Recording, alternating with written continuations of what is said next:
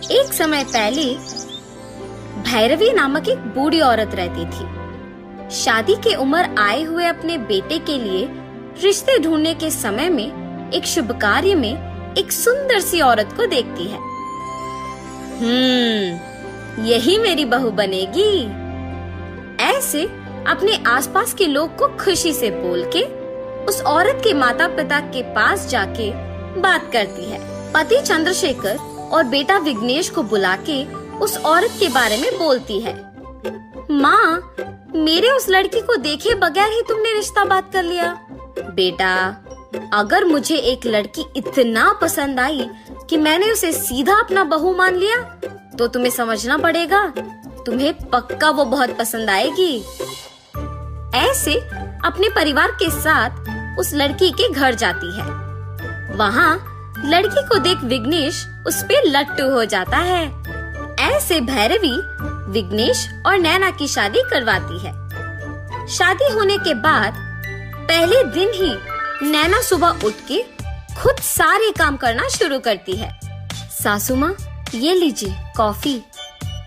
ऐसे सास को कॉफी देकर घर पूरा साफ करके नहा के भगवान की पूजा करती है। ये सब देख के भैरवी अपने पति चंद्रशेखर से कहती है, देखा आपने, मेरी बहू कितनी तेजी से सारे काम कर रही है। ये सुनकर चंद्रशेखर वहाँ से हंसते हुए चला जाता है। कुछ देर बाद बहू को ढूंढते हुए भैरवी रसोई घर में जाती है। बहू, खाना बनाना हो गया, आपके ससुर का खाने का समय हो गया। सासू माँ की बातें सुनकर नैना हाथ में झाड़ू लेके आती है। जी सासू माँ, घर की सफाई करके नहा के भगवान की पूजा करके तब खाना पकाऊंगी। हाँ, ये क्या बहू, अभी अभी तो सारा काम कर लिया तुमने, मुझे कॉफी भी दिया तुमने, वापस झाड़ू पकड़ी हो। जाओ जाके खाना बनाओ।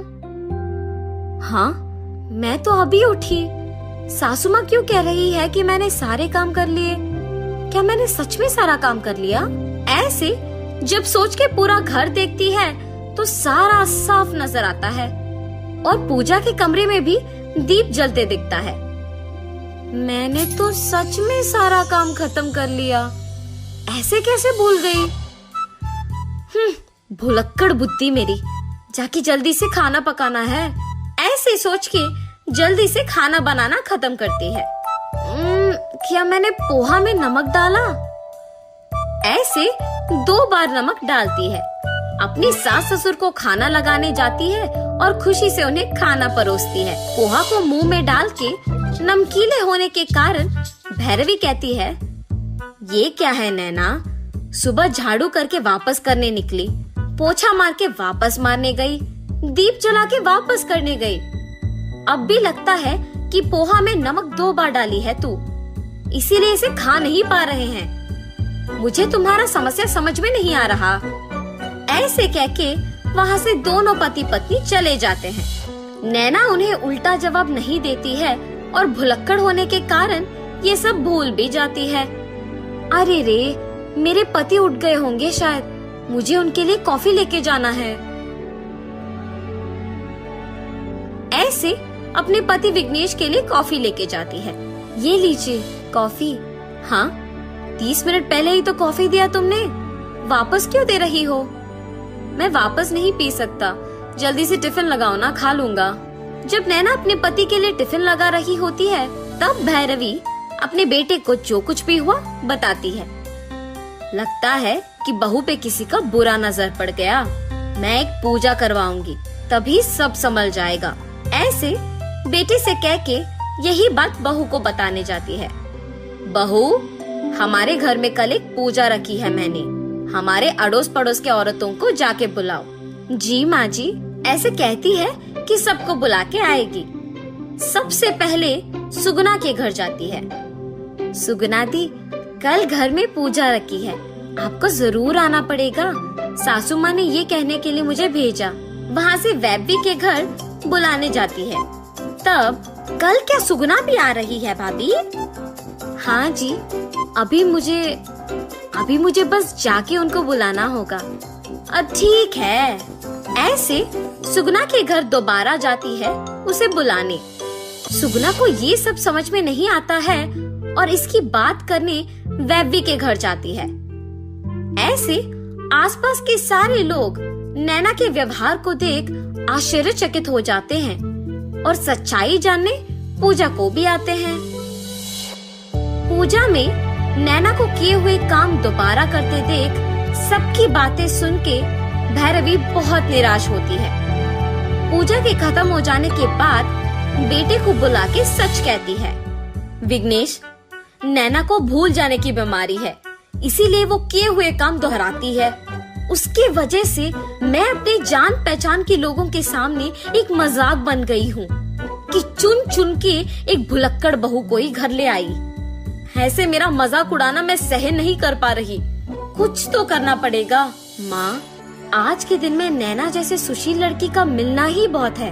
वो खाना बना लेती है, अकेले ही घर का सारा काम करती है, आए हुए रिश्तेदारों का अच्छा स्वागत करके उनका ख्याल रखती है और ऐसे बहुत कुछ। मुझे नैना बहुत अच्छी लगी है माँ। इस समस्या का हल मेरे पास है, आप चिंता मत करो, मैं संभाल लूंगा। आप खुद नैना में बदलाव देखेंगी। ऐसे कहके नैना को एक पुस्तक देता है। नैना, अब से तुम जो भी काम करती हो इस पुस्तक में लिख के उसे कहीं चिपकाओ। ऐसे तुम्हें दिखेगा कि कौन कौन से काम तुमने कर लिया है। और ऐसे ही अगर कुछ दिन तुम करोगे तो काम वापस नहीं दोहराओगे और तुम्हारा बीमारी भी ठीक हो जाएगा। ऐसे मुझसे डॉक्टर ने कहा है। विघ्नेश की बातें मानकर उसके दिए हुए सलाह के पालन करके कुछ ही दिनों में ठीक हो जाती है। भैरवी के आसपास के लोग भी उसका मजाक उड़ाना बंद करके नैना को उसकी सुंदरता, सुशीलता और अच्छाई के लिए बहुत पसंद करते हैं। उसको दूसरी लड़कियों के लिए आदर्श की तरह भी दिखाया जाता है। ऐसे एक अच्छा जीवन निभाती है नैना। एक समय की बात है, विनायक नगर नामक गांव में 65 साल की एक औरत लीलावती रहती थी। वह अपने 2 बेटों और उनके परिवारों के साथ रहती थी। वह एक ही घर में रहते थे। लीलावती को स्वादिष्ट खाने खाने का बहुत शौक था। उसे अच्छे कपड़े पहनने का, आईने में अपने आप को देखने का बहुत शौक था। जब उसके बेटे काम पर निकल जाते, उसकी बहुएं अपने काम में व्यस्त हो जाती, मगर लीलावती को इस बात की कोई परवाह नहीं थी। बड़ी बहू, ओ बड़ी बहू, इधर आओ जरा। जी माँ, बोलिए। अरे, क्या तुम मुझे वो गिलास दे सकती हो जिसमें पानी रखा हुआ है?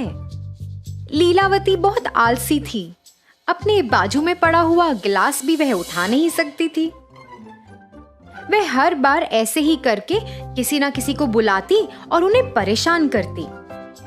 उसकी बहुएं उसका कहना तो मान लेती थी, मगर वह भी बहुत परेशान रहती थी, क्योंकि उसे खाने का बहुत शौक था। जब अच्छा पकवान पकता था तो वह खुद रसोई घर में जाकर देखना चाहती थी कि क्या पक रहा है। अरे बहू, सुनो, तुम क्या पका रही हो? खुशबू तो बहुत अच्छी आ रही है। फिर जब लीलावती की बहुओं ने खाना बना लिया तो वह इंतजार करती थी कि वह रसोई से बाहर कब आएंगी। वह रसोई में जाकर सभी पकवान देखती थी, एक एक करके उन्हें सूंघती थी और फिर कटोरी में सामान भरकर चुपचाप अपने कमरे में चली जाती थी। भोजन के समय बहुएं पहले सबको खाना परोसती थी, मगर जब उनकी बारी आती तो खाना कम पड़ जाता था। उन्हें पता ही नहीं था कि खाना कम कैसे पड़ जाता है। कभी कभी तो उनके पति उन्हें गुस्सा भी करते थे कि क्यों उन्होंने सही मात्रा में खाना नहीं बनाया है। ऐसा देख के लीलावती मन ही मन खूब हंसती, मगर वह अपने बेटों को कुछ नहीं कहती थी कि वह अपनी पत्नियों से ऐसे क्यों बात कर रहे हैं। फिर एक दिन लीलावती के बेटे बाजार से कुछ मिठाइयां लेकर आए और वो मिठाइयां उन्होंने अपने बच्चों के लिए रख दी। लीलावती से तो रुका ही नहीं गया। वह अपने पोते पोतियों के पास आई और मिठाई का डब्बा उनसे ले लिया। सुनो बच्चों, ये मिठाइयाँ मैं तुम लोगों में बराबरी में बांटूंगी। चलो अपनी आंखें बंद करो और अपना हाथ आगे करो बच्चों। ऐसा सुनकर बच्चों ने वैसा ही किया जैसे उनकी दादी माँ ने कहा। फिर लीलावती ने उस डब्बे में से कुछ मिठाइयाँ चुपचाप अपने पास रख लीं और बाकी की मिठाइयाँ बच्चों को दे दी और फिर चुपचाप अपने कमरे में चली गई। ये ही नहीं, वह तो अपनी बहुओं की साड़ियाँ भी चुराती थी। जब उसकी बहुएं साड़ियों को तार पे सूखने के लिए टांगती, वह चुपचाप साड़ियां ले जाती। उसकी बहुएं परेशान हो जाती कि ऐसा किसने किया है। उन्हें लगता कि साड़ियां कहीं गुम हो गई हैं। माँ जी, आपने मेरी लाल साड़ी देखी क्या? मैं कई समय से ढूंढ रही हूँ मगर मुझे मिल ही नहीं रही। मैंने उसे सूखने के लिए तार पे डाला था, क्या आपने देखी है? नहीं बहू, मैंने नहीं देखी। मुझे लगता है वो पड़ोस की राधा ने ऐसा कुछ किया है। कल मैंने वो साड़ी उसके पास देखी थी। हाँ माँ जी, मेरी साड़ी भी गुम चुकी है। मुझे लगता है ये राधा का ही काम है। तुम दोनों को उसके पास जाकर बात करनी चाहिए। ऐसा बोलकर उसने अपनी बहुओं को बहकाया। जैसा उनकी सास ने कहा, वह दोनों अपनी पड़ोसी राधा के पास गईं और लड़ने लगीं। राधा की तो कोई गलती ही नहीं थी और उन्हें लड़ता देख लीलावती दूर से हंसने लगी। इनको तो पता ही नहीं चलेगा कि ये मैंने किया है। देखो कैसे लड़ झगड़ रही हैं। लीलावती ऐसे ही अपने परिवार में सबको तंग करती। फिर एक दिन जब वह खाना खा रही थी, लीलावती को बहुत खुशी हुई ये जानकर कि अगले हफ्ते दशहरा आ रहा है और वह चाहती थी कि सब लोग नए कपड़े खरीदें। जी माँ, हमें कपड़े खरीदने चाहिए और हाँ, अभी सासू माँ भी आ रही हैं, तो क्या आप उनके लिए भी कपड़े खरीद लेंगी? वह दशहरा मनाने आ रही हैं। यह सुनकर लीलावती नाराज हो गई। उसे जलन मच रही थी कि वह क्यों आ रही है। आने दो उसे, मुझे पता है यहाँ से उसको कैसे भगाना है। अगले दिन लीलावती अपने कमरे से बाहर आई और उसने अपने बेटों और बहुओं को किसी का इंतजार करते हुए देखा। वह सब वरांडे में खड़े थे। हे भगवान, देखो कैसे ये लोग उसका इंतजार कर रहे हैं। क्या इन्होंने मेरा इंतजार ऐसे किया है कभी? हे भगवान। फिर लीलावती के बड़े बेटे की सास वहां पधारी और जैसे ही वह अपनी गाड़ी से उतरी, बच्चे भागे दौड़े उनके पास गए। पुष्पा बच्चों के लिए और बाकी सब के लिए कई उपहार लाई थी। वह बच्चों के लिए खिलौने और बेटियों के लिए साड़ियां लाई थीं। पुष्पा ने लीलावती को भी एक सुंदर सा बस्ता भी दिया। लीलावती ने वह बस्ता तो कबूल किया और चुपचाप अपने कमरे में चली गई और फिर बाहर आई। बाहर आकर उसे स्वादिष्ट खाने की सुगंध आई तो वह सोचने लगी कि बहुत कुछ बना है, मगर उसे जलन भी मच रही थी।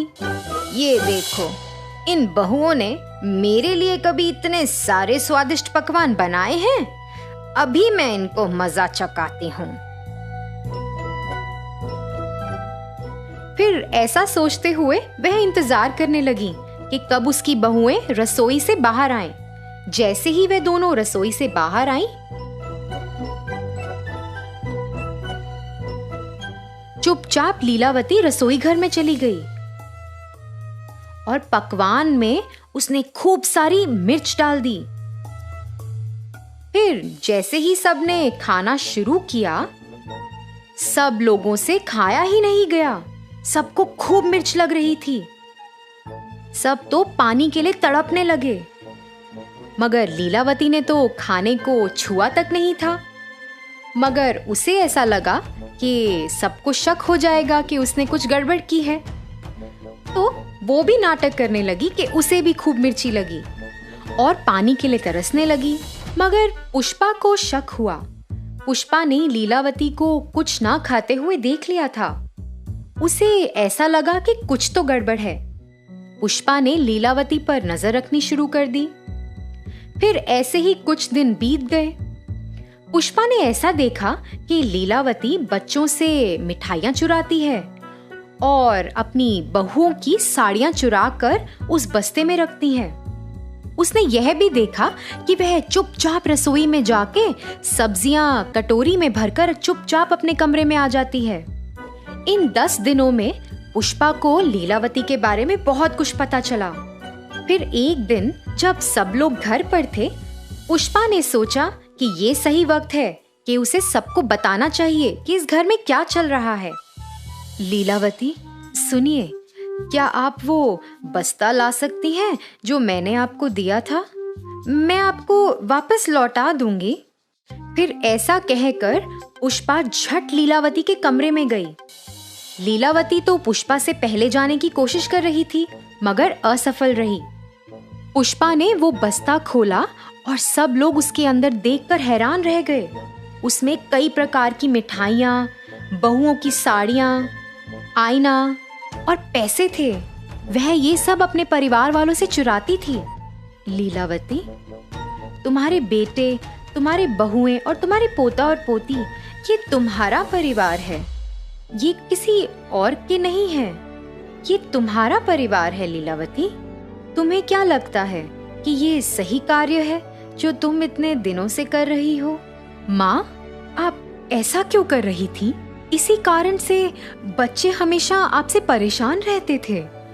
माँ, आपको नहीं लगता कि जब हम काम से घर आते हैं तो हम थके हुए होते हैं, और आपको ऐसा करने की क्या जरूरत थी माँ? आप सबके साथ खुशी खुशी रह सकती हैं। आपने सबको कितना परेशान किया है माँ। माँ जी, आपने ही हमें राधा के बारे में बताया था। वो मेरी कितनी अच्छी दोस्त थी। आपके झूठ की वजह से अब मेरी दोस्ती भी उससे टूट गई है। माँ जी, हमने आपका बहुत ख्याल रखा। आप ऐसा कैसे कर सकती हैं हमारे साथ? लीलावती को अपने से कम उम्र के लोगों को ऐसा कहते हुए बहुत बुरा लगा। ज्यादा बुरा इसलिए लगा कि वह उसके खुद के परिवार वाले थे। उसे एहसास हुआ कि वह कितना गलत कर रही थी और उसने सबसे माफी भी मांगी। उस दिन से लीलावती अपने बच्चों का अच्छे से ख्याल रखती थी। वह अपनी बहुओं का भी खूब ख्याल रखती थी। वह अपनी बहुओं की काम करने में मदद भी करती थी। ऐसा सब देखकर पुष्पा भी बहुत खुश हुई कि उसके रहते रहते लीलावती का हृदय परिवर्तन हुआ। तो बच्चों, इस कहानी से हमें ये सीख मिलती है कि हमें अपने पास मौजूद जिंदगी से संतुष्ट रहना चाहिए। उम्र के साथ हमें अपना व्यवहार भी बदलना चाहिए, नहीं तो इससे हमारे अपनों को चोट पहुंच सकती है। नीचे जो वो सब्सक्राइब का बटन है ना, उसको हिट करो। कहानी खत्म। देखो मत, जल्दी से करो सब्सक्राइब।